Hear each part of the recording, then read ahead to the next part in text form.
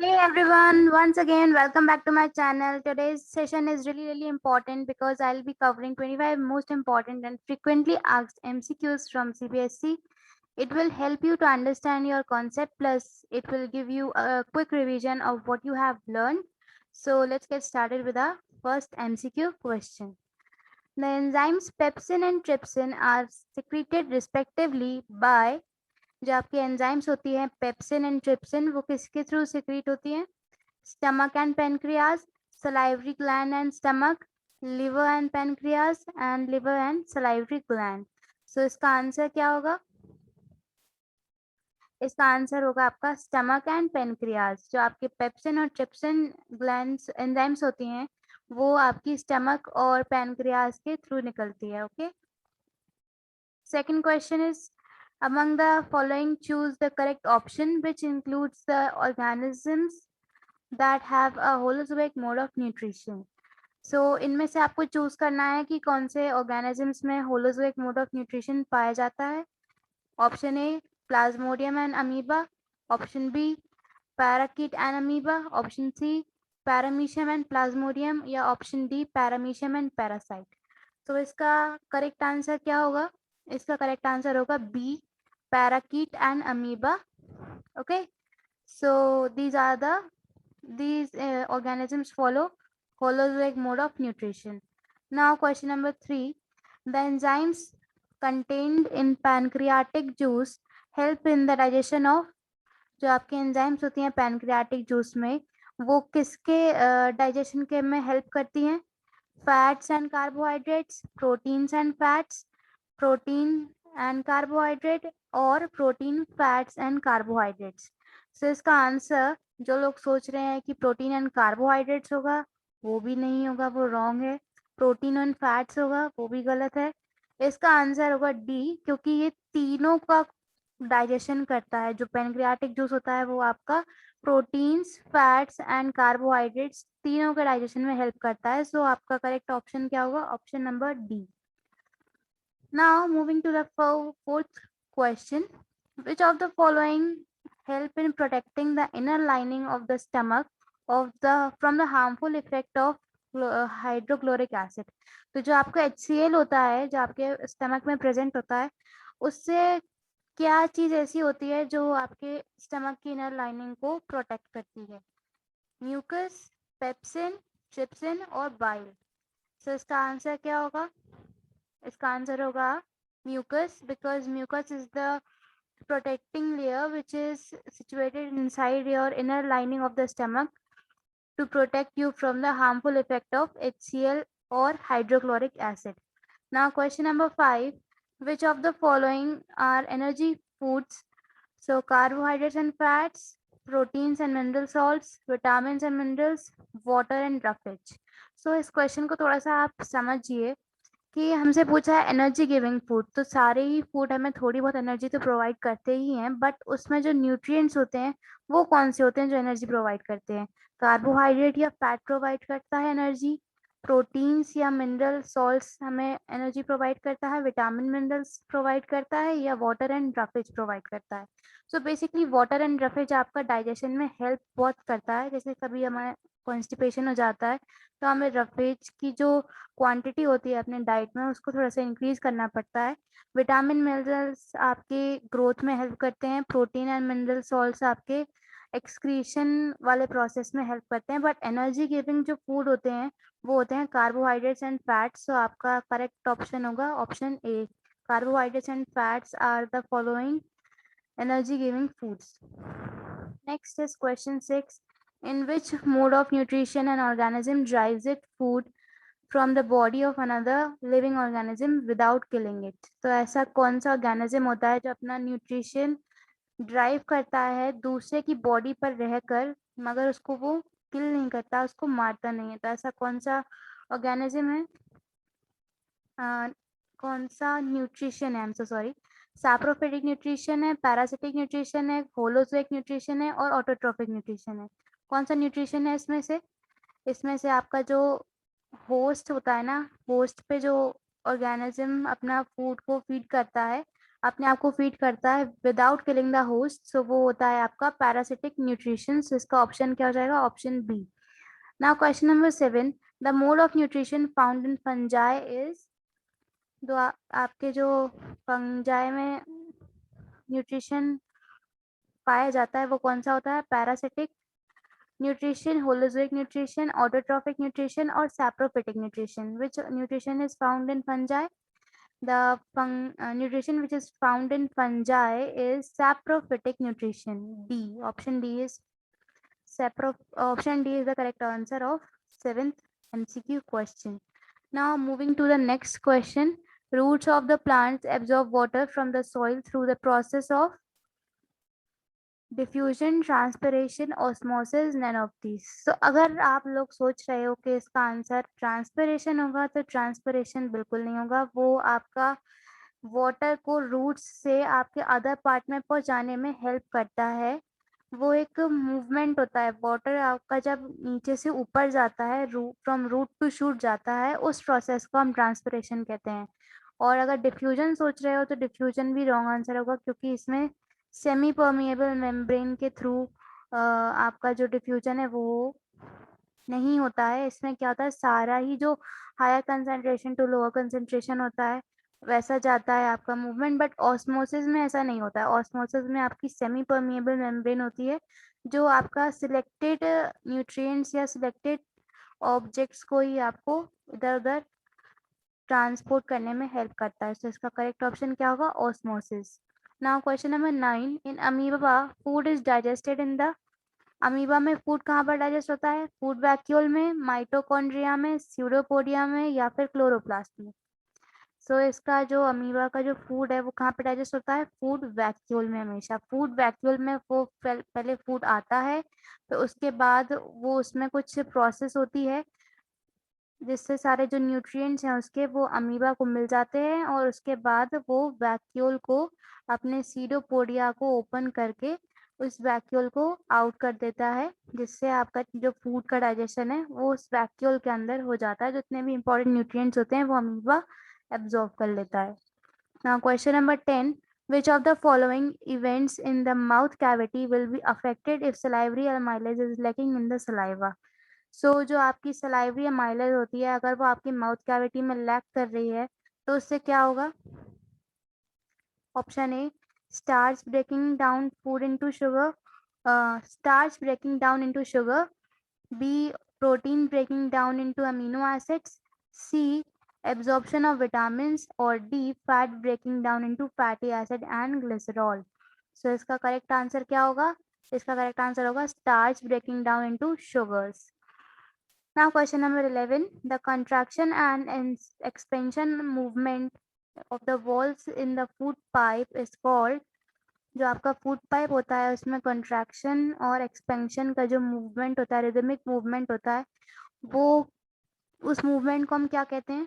Translocation, transpiration, peristaltic movement और digestion. सो इसका correct answer होगा पेरिस्टाल्टिक मूवमेंट। ये वाला क्वेश्चन क्विज क्वेश्चन में मैंने इन्वॉल्व किया था अपने पिछले लेक्चर में। मैंने पिछला लेक्चर अपलोड हो गया है चैनल पे, अगर आपने अभी तक नहीं देखा है उसको तो प्लीज़ जाके आप देख सकते हैं। उसकी लिंक मैं आपको डिस्क्रिप्शन में प्रोवाइड कर दूंगी, सो दैट कि आपके जितने भी कॉन्सेप्ट्स अगर छूट गए होंगे related to your nutrition in human beings, तो वो आपके कवर हो जाएंगे उसमें। Next is question number 12. When a few drops of iodine solution are added to rice water, what the solution turns blue black in color. This indicates that the rice water contains। तो जब भी हम iodine solution का use करते हैं किसी भी चीज को टेस्ट करने में, अगर वो ब्लू ब्लैक कलर में टर्न हो जाता है तो उसका मतलब होता है कि उसके अंदर क्या प्रेजेंट होता है, वो मैं आपको भी बाद में बताऊंगी। पहले आप इसका करेक्ट ऑप्शन मुझे बताइए। इसका ऑप्शन क्या होगा? ए फैट्स, बी कॉम्प्लेक्स प्रोटीन, सी स्टार्च या डी सिंपल प्रोटीन। ये बहुत इजी तो लगते हैं एमसीक्यू क्वेश्चन, बट इसी एमसीक्यू क्वेश्चंस में बहुत बच्चे इसको गलत करके आते हैं।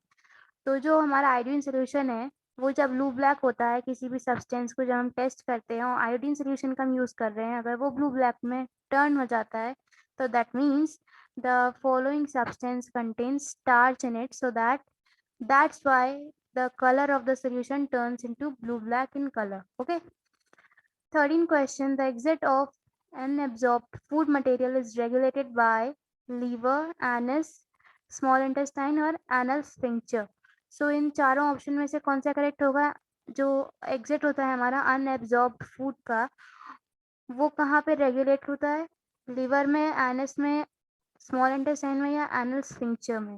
तो इसका करेक्ट ऑप्शन होगा ऑप्शन डी, एनल स्फिंक्चर में. Now question number 14 which is from NCERT. ये एनसीईआरटी से आपका कवर हो रहा है क्योंकि एनसीईआरटी के भी बहुत सारे एमसीक्यूज ऐसे होते हैं जो आते हैं. अगर आपके पास रेफरेंस बुक है तो आप रेफरेंस बुक में भी काफी सारे एमसीक्यू क्वेश्चंस को प्रैक्टिस कर सकते हैं क्योंकि जो अभी आपके एग्जाम्स आने वाले हैं नवंबर दिसंबर में 2021 में, सो उसमें आपके जो मोड होने वाला है वो आपका ऑप्शनल होने वाला है, सब्जेक्टिव नहीं होगा, आपका मल्टीपल चॉइस होगा. उसमें काफ़ी सारे एमसीक्यूज आपको देखने को मिलेंगे. सो उसके लिए आपको एमसीक्यूज को ज़्यादा से ज़्यादा प्रैक्टिस करना है. सो आप अपनी एनसीईआरटी को तो रेफर कर ही रहे हैं बट उसके साथ साथ एक अच्छी सी रेफरेंस बुक को भी रेफर कीजिए. Okay. So autotrophic mode of nutrition require. जो ऑटोट्रॉफिक मोड ऑफ न्यूट्रिशन होता है आपका, वो क्या रिक्वायर करता है? इसकी क्या रिक्वायरमेंट होती है? Carbon dioxide and water, chlorophyll, sunlight या ऑल ऑफ द अबव. तो इसका ऑप्शन क्या होगा? आंसर क्या होगा इसका? Carbon dioxide, water, no. Chlorophyll, no. Sunlight, no. All of the above. क्योंकि जो आपका ऑटोट्रॉफिक मोड ऑफ न्यूट्रिशन होता है वो आपका ये सारी ही चीज़ों को रिक्वायर करता है. कार्बन डाइऑक्साइड भी होती है, वाटर भी होता है, क्लोरोफिल होता है, सनलाइट होता है. अगर इसमें से एक भी आपका जो ऑब्जेक्ट है वो गायब हो जाएगा तो आपकी जो ऑटोट्रॉफिक मोड ऑफ न्यूट्रिशन की रिक्वायरमेंट है या जो आपका प्रोसेस है वो वहीं पर रुक जाएगा. इसलिए ये चार चीज़ें बहुत इंपॉर्टेंट होती हैं और इनका नेसेसरी या फुलफिल होना बहुत ज़्यादा इंपॉर्टेंट है. Question number 15. Which of the following is an example of autotroph? So, which of the following is the example of autotroph? Grass, mushroom, amoeba और paramecium. इसका आंसर क्या होगा आपका? ऑटोट्रॉफ का एग्जाम्पल पूछा है यहाँ पे. सो ऑटोट्रॉफ बेसिकली ग्रीन प्लांट्स होते हैं. तो यहाँ पे ग्रीन प्लांट्स का आपको ऑप्शन बी सी डी में से कोई नहीं मिलेगा. इसका ऑप्शन होगा option A, grass. So grass is the example of autotroph in the following options. Now question number 16. Which of the following is an example of saprophyte? Saprophyte का example कौन सा है? ग्रास, मशरूम, अमीबा और paramecium. चारों में से कौन सा होगा? फटाफट बताइए. इसका ऑप्शन होगा B, mushroom. Okay. Now question number 17. Which of the following is a parasite? So parasite क्या है? इसमें से ईस्ट है, अमीबा है, लीच है या फिर एक्सक्यूज मी, इसकी जो स्पेलिंग जो है वो थोड़ा सा रॉन्ग हो गई है, LEECH हो गई स्पेलिंग. सो इसमें से चारों में से कौन सा ऑप्शन करेक्ट होगा? ईस्ट, अमीबा, लीच और अर्थवॉर्म. पैरासाइट कौन सा है इन चारों में से? लीच है. So C option is your correct answer. Now question number 18. Which of the following substance enters plant tissue through stomata? Stomata के थ्रू कौन सी इसमें से ऐसी सब्सटेंस है जो आपकी प्लांट के अंदर एंटर होती है? वाटर, नाइट्रेट, आयरन और कार्बन डाइऑक्साइड. कार्बन डाइऑक्साइड कभी भी प्लांट के अंदर जाती नहीं है, प्लांट इसको बाहर छोड़ता है. Is it the statement true और false? The statement is absolutely false because carbon dioxide लेता तो है प्लांट बट स्टोमेटा के थ्रू नहीं लेता है. स्टोमेटा के थ्रू हमेशा प्लांट क्या लेगा? वाटर लेगा. और पहली बात तो ये कार्बन डाइऑक्साइड हमारे लिए वेस्ट होती है, ह्यूमन बींग्स के लिए, ना कि प्लांट्स के लिए. प्लांट्स हमेशा कार्बन डाइऑक्साइड को एज अ गिफ्ट यूज करते हैं, एज अ रिक्वायरमेंट यूज करते हैं और उसमें से निकालते क्या है? एज अ वेस्ट क्या निकालते हैं? ऑक्सीजन, जिसको हम यूज करते हैं human beings, not plants. Okay. So question number 18, I'm so sorry, 19.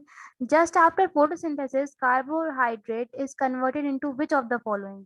So आपकी photosynthesis की जो process complete होती है उसके just बाद आपका जो carbohydrate है वो किस चीज में convert होता है? सुक्रोज, स्टार्च, फ्रक्टोज और ग्लूकोज. क्या होगा इसका करेक्ट ऑप्शन? इसका करेक्ट ऑप्शन होगा स्टार्च। सुक्रोज में हमारा कब कन्वर्ट होता है? जब हम ह्यूमन बींग्स की बॉडी की बात करते हैं। यहाँ पे हम फोटोसिंथेसिस की बात कर रहे हैं, तो स्टार्च हमारा करेक्ट ऑप्शन होगा। कार्बोहाइड्रेट के जस्ट बाद जो आपका फोटोसिंथेसिस में कन्वर्जन होता है वो स्टार्च में हो जाता है। ठीक है। Question number 20, what is the total number of teeth in the normal adult? So ये तो सबको ही पता होगा, इसका आंसर होगा सी 32। अब जैसे यहाँ पे 32 दिया हुआ है, बट इसी को बहुत बच्चे जल्दबाजी में एमसीक्यूज होते हैं तो तुरंत कर देते हैं। नहीं, आपको एमसीक्यूज जो पार्ट होता है उसे और अच्छे से पढ़ने की जरूरत होती है। ठीक है। अब यहाँ पे मैंने अडल्ट नहीं लिखा होता या नॉर्मल अडल्ट नहीं लिखा होता, मैंने लिखा होता है ह्यूमन बीइंग। तो ह्यूमन बीइंग में तो बच्चों के भी दांत आते हैं और आपके अडल्ट्स के भी दांत आते हैं। मिल्क टीथ, परमानेंट टीथ, काफी सारे टीथ होते हैं। तो इसमें आपको पढ़ने की जरूरत पड़ती है क्वेश्चंस एमसीक्यू के, क्योंकि वो क्वेश्चन अगर आपने गलती से इधर उधर कर दिया तो आपके नंबर बस गायब हो जाते हैं, पता भी नहीं चलता। So read each and every MCQ question very effectively and very consciously. Okay. Now, question number 21. Hydrochloric acid is secreted by which organ? किस ऑर्गन के थ्रू जो आपका HCl है वो सिक्रीट होता है? बकल कैविटी, ईसोफेगस, स्टमक और small intestine. सो जो आपका हाइड्रोक्लोरिक एसिड होता है वो हमेशा किसके थ्रू सिक्रीट होगा? स्टमक के थ्रू, क्योंकि वो स्टमक में ही प्रेजेंट होता है और स्टमक के थ्रू ही वो आपका सिक्रीट होता है। ठीक है। और एक और चीज यहाँ पे रिवीजन के लिए मैं आपको बताऊं कि HCl को जो प्रोटेक्ट करने के लिए लेयर हमारे इनर लाइनिंग में होती है स्टमक की, वो कौन सी लेयर होती है? म्यूकस की लेयर होती है। ठीक है। Question number 22, during an experiment on photosynthesis what is the role of KOH?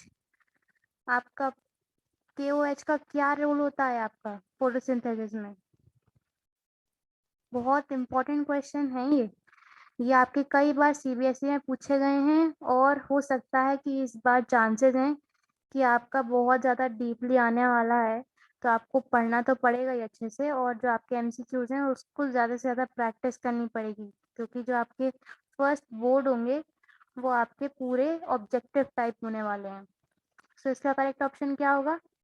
Absorption of carbon dioxide, supplying carbon dioxide for photosynthesis, supplying water vapor for photosynthesis और removal of any oxygen. So इसका correct option होगा option number A, absorption of carbon dioxide. तो जो आपका KOH है वो आपकी photosynthesis में कार्बन डाइऑक्साइड को एब्जॉर्ब करने का काम करता है। ठीक है। Now question number 23, entry of which substance in the guard cells open the stoma?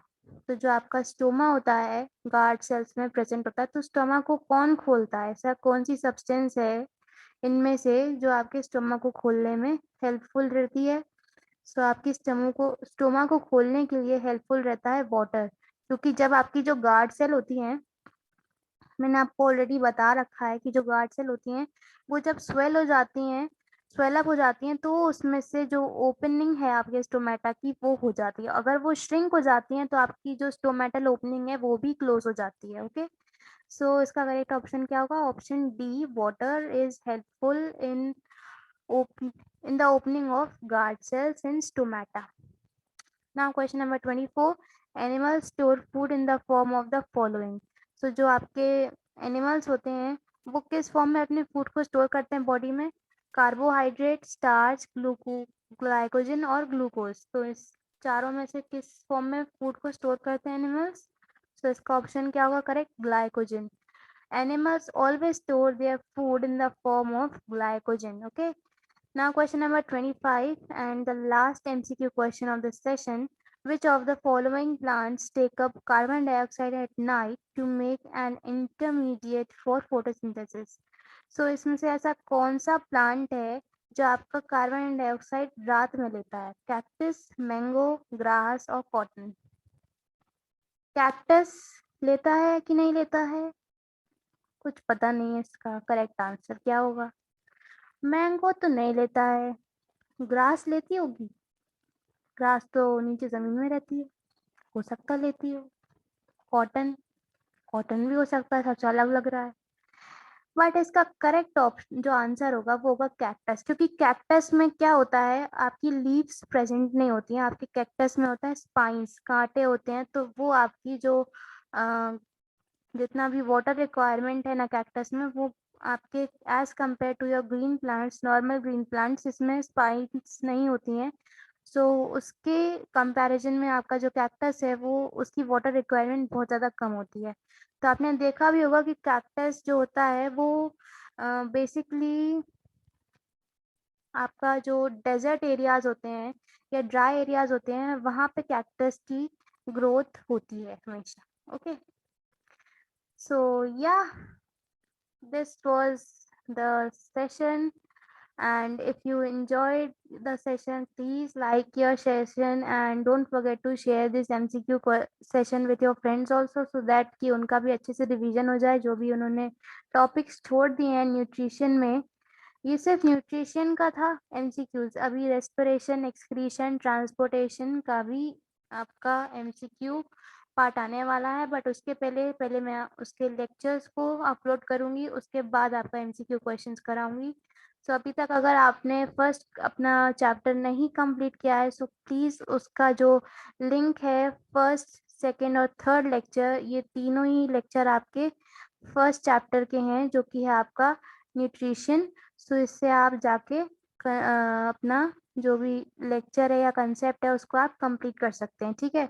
और लिंक आपके नोट्स की भी मैंने नीचे डिस्क्रिप्शन में मेंशन कर दी है, एमसीक्यूज की भी जो आपके प्रैक्टिस के लिए हैं, वो एमसीक्यूज की लिंक मैंने अलग से डाली है नीचे, तो प्लीज़ आप उसको जाके प्रैक्टिस कर लीजिए, because practice makes the man perfect.